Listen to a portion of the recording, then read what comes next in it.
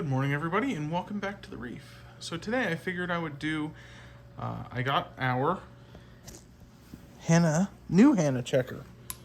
It's the long-awaited, Magnesium Checker.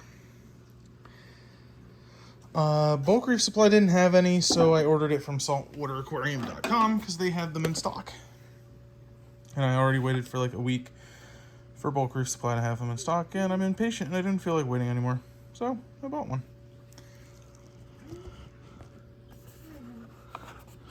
So I already put the battery in the checker itself. It's just like any of the other Hanna checkers.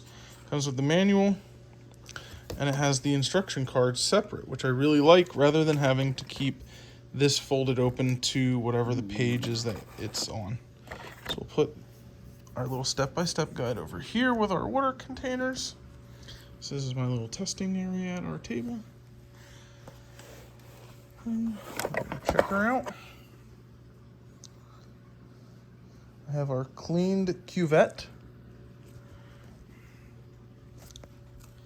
Now the only thing I don't like is these bottles leak like a sieve when they are placed flat again. So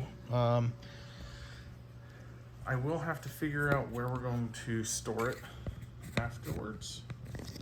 The reagents, that is. Because they're just simply not going to stay sideways for them to leak. Because that's a waste. Let's get you down to the proper viewing height here.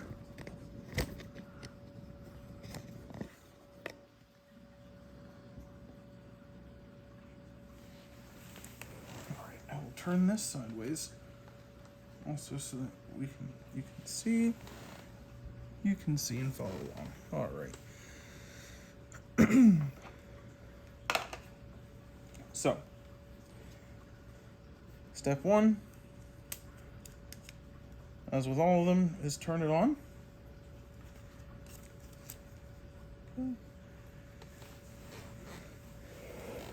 Now this also claims, I should say, that its resolution is 5 parts per million, its range is 1,000 to 1,800 parts per million, and its accuracy is plus or minus 5% of the reading at 25 Celsius, which is 77 degrees Fahrenheit.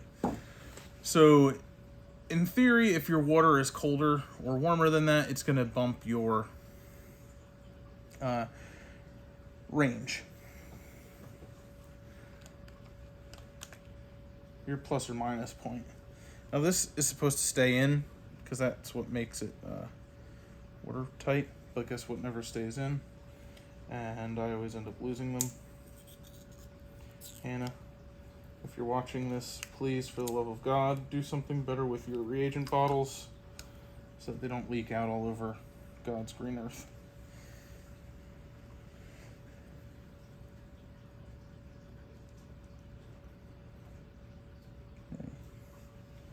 Now, this is very important as we watch, okay?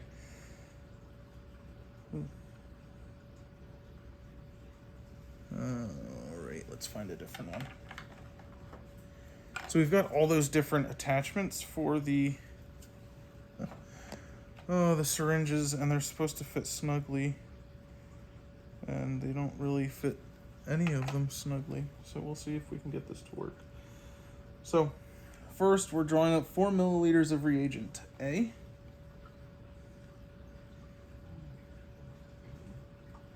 As you can see, because we're using a syringe,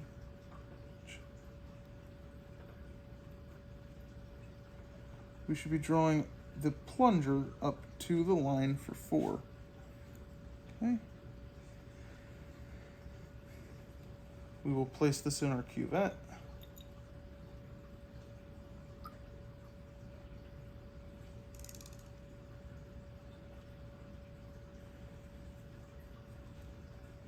Discard.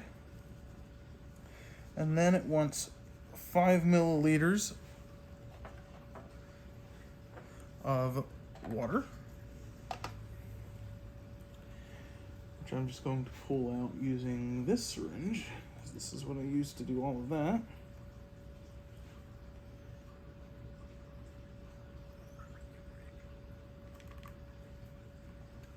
Okay. Now it wants us to invert it 5 times.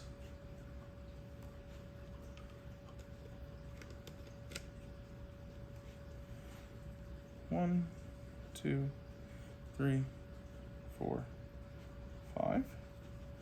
I am going to use our Bethlehem Mounted Patrol wiper to wipe it down and get my little smudges of fingerprints off of it.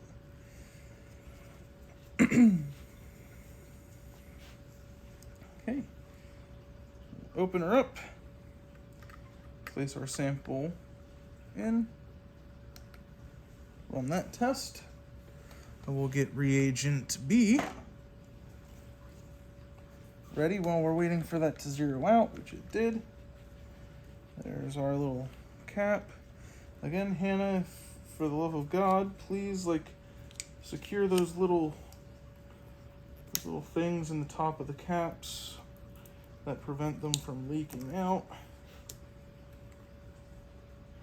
Please.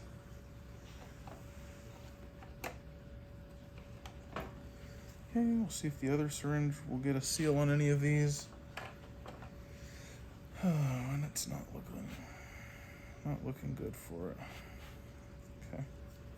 So, that's done.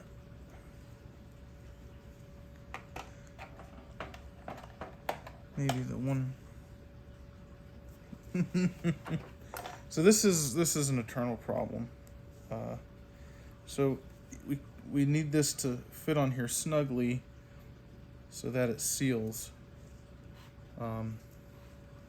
which it's not. Yeah. So, because it wants you to use one of these tips on the end of the 1 milliliter syringe to more appropriately draw out 1 milliliter of reagent. However, that's not physically possible if there's not a seal when you place them together, because all you're going to do is suck air in.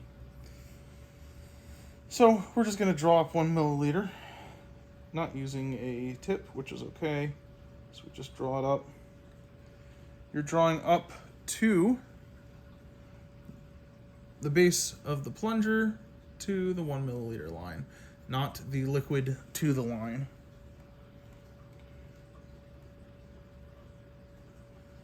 Place that into the cuvette.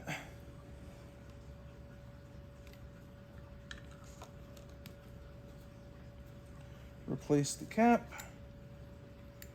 Invert 5 times.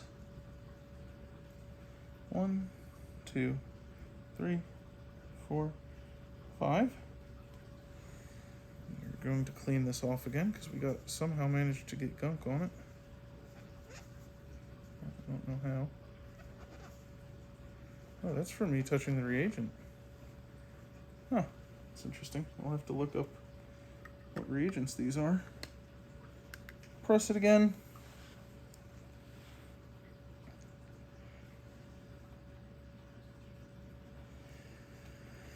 And it says my magnesium is over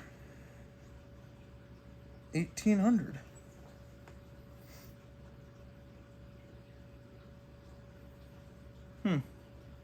That's not possible because I haven't dosed any magnesium. And the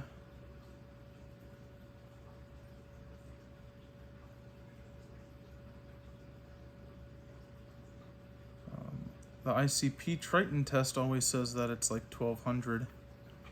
And even when I do our Red Sea test, it says it's 1200. Oh. Shush. So, but that's how to use it. I don't know how accurate it is yet. I will play around with it a little more and give you guys another update in a couple days about it. But that's how you use it. I don't know how accurate it is as of yet, though. So, have a great day.